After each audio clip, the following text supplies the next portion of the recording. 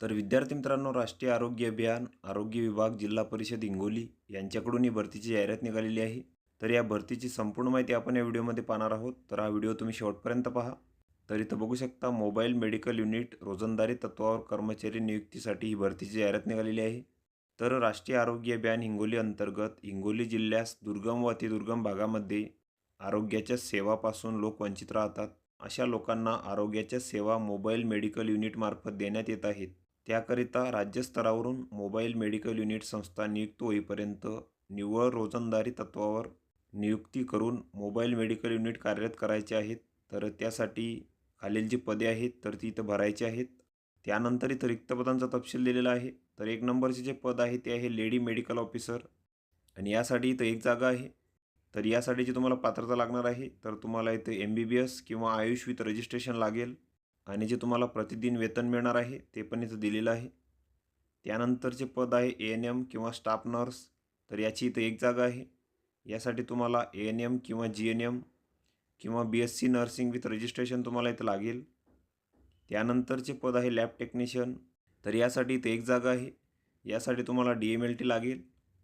त्यानंतरचे पद आहे फार्मासिस्ट. तर याची पण इथे 1 जागा आहे. यासाठी तुम्हाला D फार्म किंवा B फार्म विथ रजिस्ट्रेशन लागेल. तर या पदांचा तपशील तुम्ही इथं बघून घ्यायचा आहे.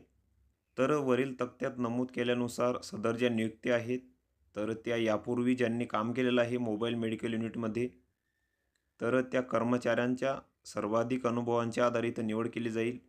ज्या उमेदवारांनी इथं काम केलेलं आहे आधी मोबाईल मेडिकल युनिटमध्ये तर त्यांची निवड इथं होणार आहे अनुभवाच्या आधारे.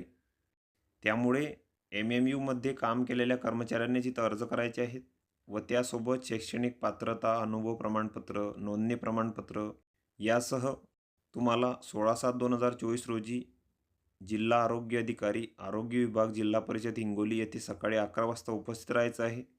तर सदर जी पदे आहेत तर ती रोजंदारी तत्त्वावर असल्यामुळे कंत्राटी नियमित पदांचा इथं दावा करता येणार नाही किंवा नियमित करण्यासाठी तुम्हाला इथं न्यायालयात दाद पण मागता येणार नाही. तसेच दैनंदिन रोजदारी देयकाशिवाय इतर कोणतेही वेतन भत्ते इथं लागू राहणार नाहीत. तर ही संपूर्ण माहिती तुम्ही इथं बघून घ्यायची आहे. या PDFची लिंक तुम्हाला डिस्क्रिप्शनमध्ये मिळून जाईल. तुम्ही तिथून ती डाउनलोड करू शकता आणि संपूर्ण माहिती इथं बघू शकता. तर व्हिडिओ कसा वाटला मित्रांनो? व्हिडिओ आवडल्यास लाईक करा, शेअर करा आणि आमच्या चॅनलला सबस्क्राईब करा. म्हणजे येणारे व्हिडिओ तुम्हाला सर्वात आधी पाहायला मिळतील.